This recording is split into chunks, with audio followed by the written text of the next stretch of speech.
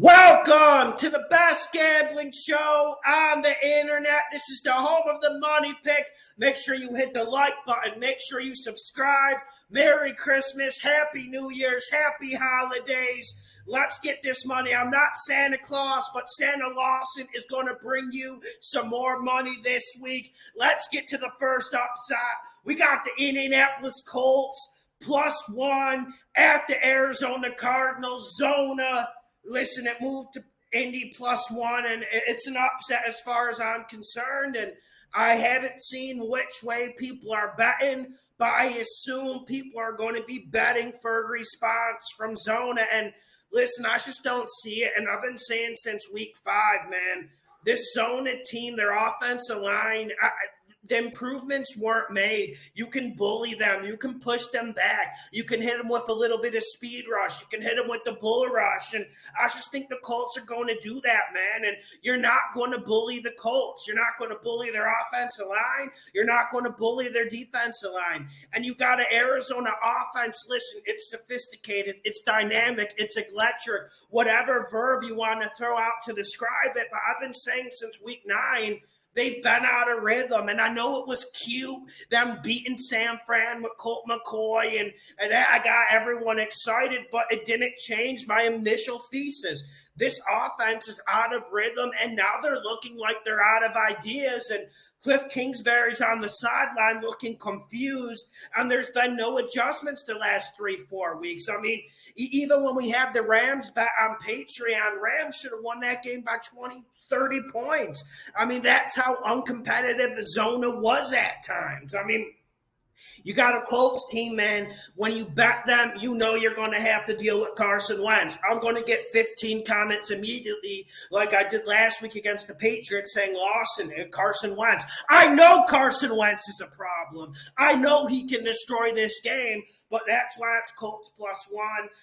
Only one book has the Colts favorite. The wide variety of books. I saw 10 books today. 9 have the Cardinals favorite. I got Colts to win in the cover, and listen, we know the desert's a good home field advantage, but who's going to stop the Colts run game? I don't think this Arizona front 7 is as good as people say. They're not as good as advertised. Colts run it down their throat. Colts play better high percentage football than Zona. Colts win in the cover, make it a money pick. Next game, we got Chicago Bears. The Bears at the Seattle Seahawks. Bears are +7. Listen, there's no science here at all. And I'm not going to throw a stat in your face. I'm not going to try to weave a story about Matt Nagy motivating these guys because there's not a lot to have here. But I'm telling you, man, Seattle looked really bad against the Rams. Their offense was absolutely a non-functioning entity. And when do we start criticizing Russell Wilson? When do we stop giving him a hall pass for these crap performances? Remember against the Packers and against the Rams, the Seahawks did everything to win that game. Look at how good the Seahawks defense was. Listen, you got a Bears offensive line that can't block anyone. But the Seahawks defensive line isn't scaring anyone. You got Justin Fields. He actually looked pretty good against the Vikings. I know the 3 fumbles by the Bears offense is going to turn some people away. It was absolutely disgusting football, and I'm not going to come on here and make an excuse for it. But honestly, man, with how stagnant this Seattle offense is, I don't think getting Tyler Lockett back changes much, does it? I mean, what difference would Tyler Lockett make? When DK Metcalf's running wide open, he does a double move on Jalen Ramsey. Metcalf's wide open 15 yards, and Russell underthrows him. There's not much you can do, and Lockett coming back doesn't change that dynamic, and it's not like Seattle's going to be able to run the ball against Chicago, and there's always a question about the motivation of the Chicago Bears defense. I mean, that's where we're at with them. I think they come to play. I think they control Seattle's run game, and I'm just not liking what I'm seeing out of Seattle's offense. DK Metcalf's been a milk carton all year, and I'm starting to think it's not really his fault.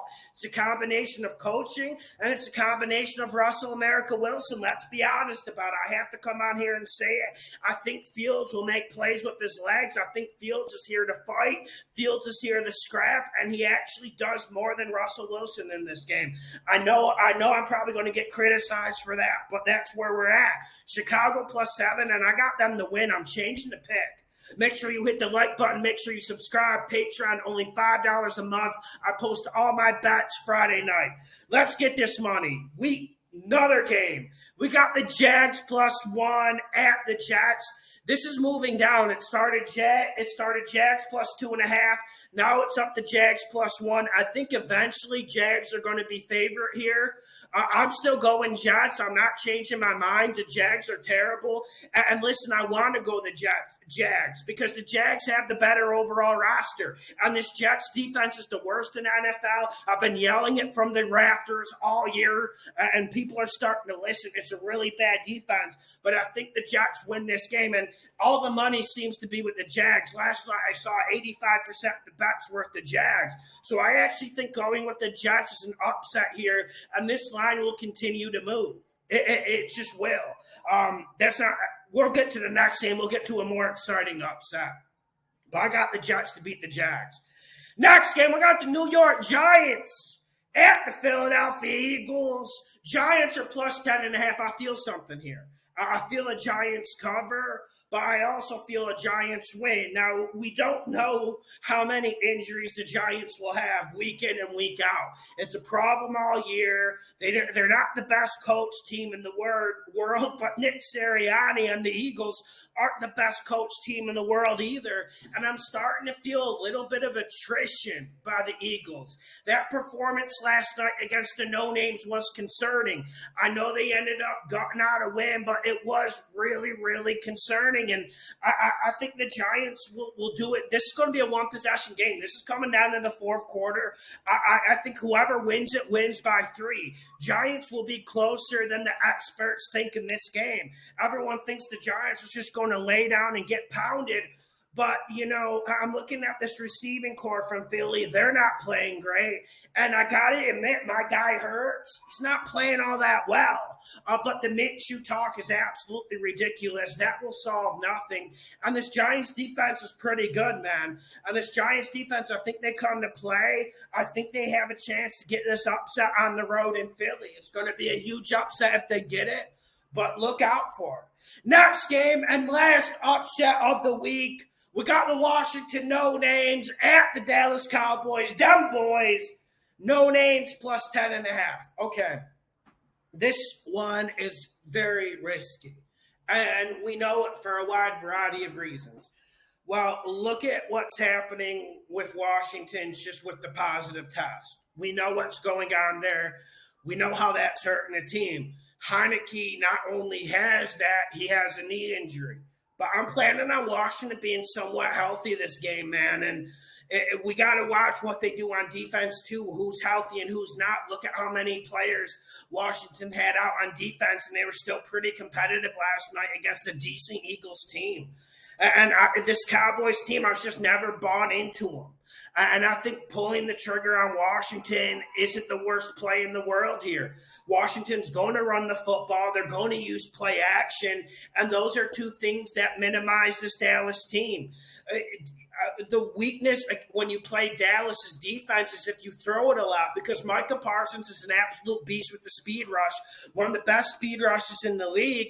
And you've got the Diggs brother who jumps routes and has insane football IQ and instincts. So you want to run the ball against Dallas. You want to push them back. You want to keep Dak off the field. You want to keep those thoroughbred wide receivers of Dallas off the field. That's why I think Washington's run game is the reason why this is an upset. And I'm really thinking about pounding Washington money line. I know it's bold. I know Washington probably doesn't have that much to play for at this point, but the NFC is wide open. That no one wants that last wild card spot. Does anyone want that last wild card spot? I think we see a good performance out of Washington, and I think we see a big, colossal surprise. Every single week we see a surprise. Who had the Lions beating the Cards? Who had it?